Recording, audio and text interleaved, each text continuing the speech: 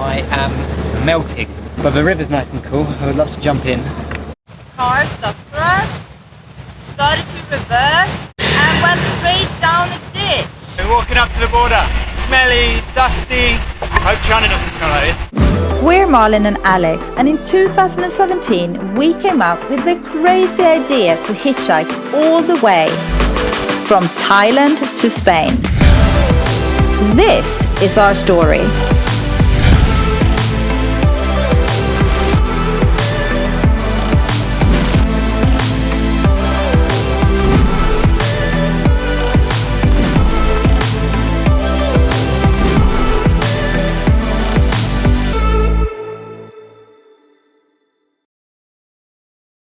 Okay, we're in Luang Prabang. We got here yesterday. We've just been chilling out, checking out the town and seeing what there is to do. Tomorrow we're going to try and head towards the Chinese border. We're going to attempt to go halfway. Let's see if we're lucky. Yeah, okay. See you then.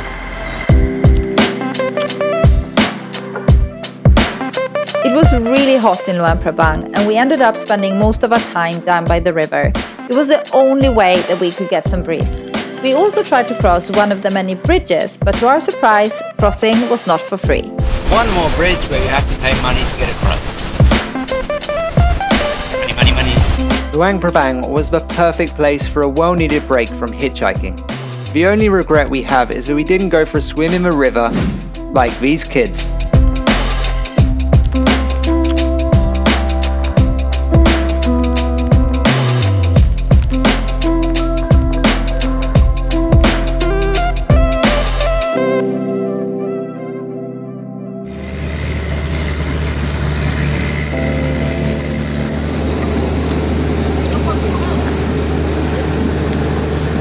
Is it hot, Alex?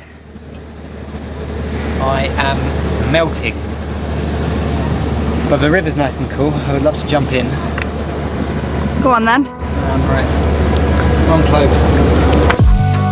Every evening in Luang Prabang, we went to the night market and watched the sun set over the river. And oh my goodness, the sunsets.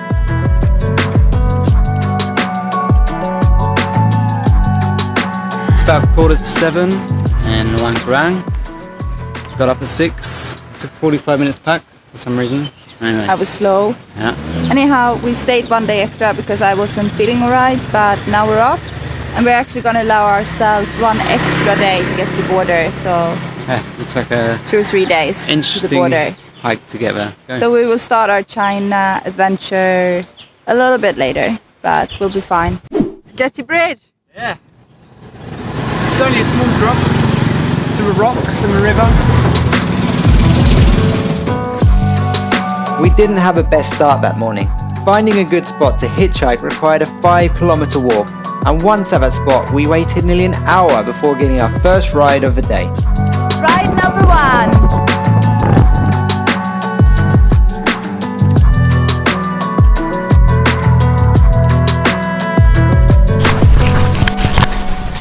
Getting the shopping for the weekend. I think we're going to have a big party. We've got a big case of beer now, Pepsi, Sprite. Now we're going to get a big bag of ice as well. See if we're invited. We were not invited, which was absolutely fine with us.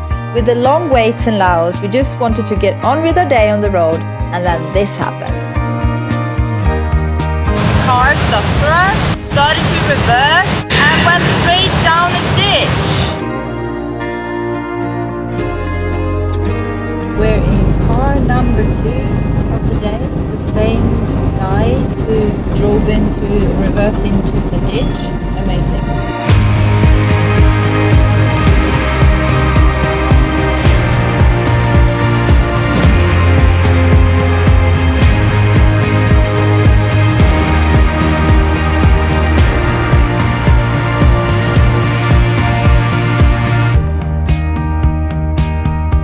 Had a successful day of hitchhiking today. Started out looking bleak when this pickup truck drove past, stopped a little bit further up and then started reversing back, but kind of went down into the ditch at the side of the road, up onto the road and then back down into the ditch, and then the ditch kind of sloped away like that and he reversed into it and his car got stuck. So that was our first accident we've caused indirectly. After staying there for a few minutes, we walked a bit further. After this guy managed to reverse down into this ditch, I tried to flag one car down to get some help, but he just passed by, the first car. And then the second car was a police car, and I waved as a crazy person to the police car and pointed at the car in the ditch, and he actually stopped. So the guy got some help. We stood there for a while feeling quite weird and stupid and had a bad conscience for causing his accident. Well, we didn't really cause it because he was obviously not a very good driver.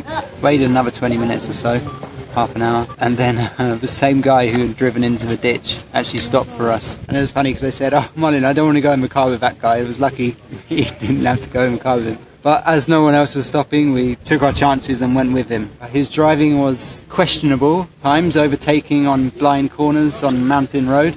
It was an exhilarating drive. Got my adrenaline going at points as well. Anyway, we made it in one piece, drove us all the way to Udon Chai, which was 200 kilometers through the mountains. And we're going to try and go to the border to China tomorrow. In the end, we spent 2 nights in Udon Chai before continuing towards the border with China. And both evenings were spent admiring the sunset and meeting lots of lovely locals up by the temple.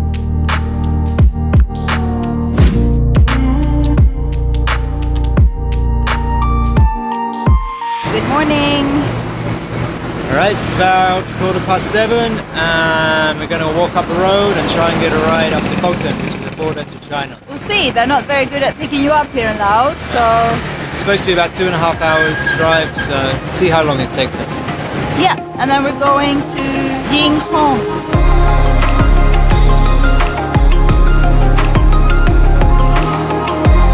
It didn't take long to get our first ride. We're only going a few kilometers, but it's better than nothing, closer to the border.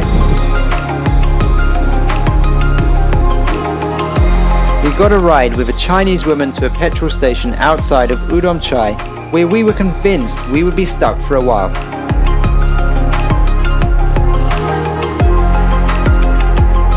What do we think about hitchhiking in Laos? Well, it's probably 100 times worse than hitchhiking in Thailand, which is super easy and you hardly ever have to wait. Here you have to wait at least it seems like an hour or 2 hours between each ride. First of all, there aren't many cars, and then the ones that do go past ignore you, wave their hand like this to say no. We've been waiting here now for about 45 minutes. Actually, the only cars that do stop are pretty much Chinese cars, Chinese people going to the border or live in the area. I wouldn't recommend hitching here unless you like waiting for a long time. Got a tent in case it all goes to shit. Okay, we're in another car with Chinese people. They're the only people that stop here, so that's great. Don't know where they're going, but they're going in our direction, so we'll see how far we get. We don't speak any English, so communication is limited to hello and thank you. Yeah, see how we get.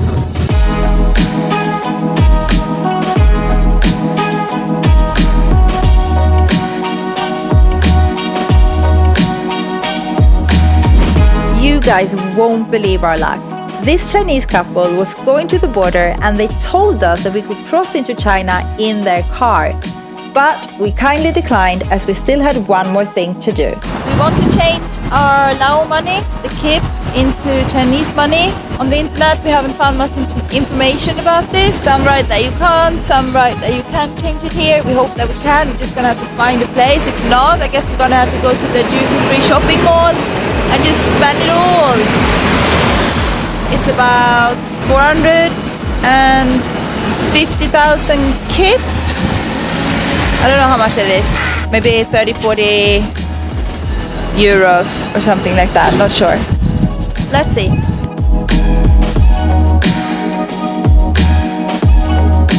We're just walking up to the border post to go into China. We just changed our last kip into Chinese yuan. Actually, both our rides today were with Chinese people, so it's a good sign of things to come. This place is a big construction site. It used to be a gambling town with loads of casinos. Anyway, we're walking up to the border. Smelly, dusty. Hope China doesn't smell like this. We walked up to the border, super excited to start our biggest challenge yet. Hitchhiking 6,000 kilometers through China, but we were almost not let in. And this is where this episode ends. Join us next time as we hitchhike in China for the first time and continue our epic journey towards Europe. The lady there was very aggressive. She was trying to stop the driver from taking us. She spent an enormous amount of money on us. We don't know how to repay her. This is an interesting experience. If you've made it to the end of this video, guys, don't forget to give it a thumbs up, subscribe to our channel and drop us a comment below, and we will see you in the next one. And a special thanks to all of our patrons for keeping us motivated and helping us stay on the road. If you too want to become a patron, head over to our page. You will find the link at the end of this video and down in the description below.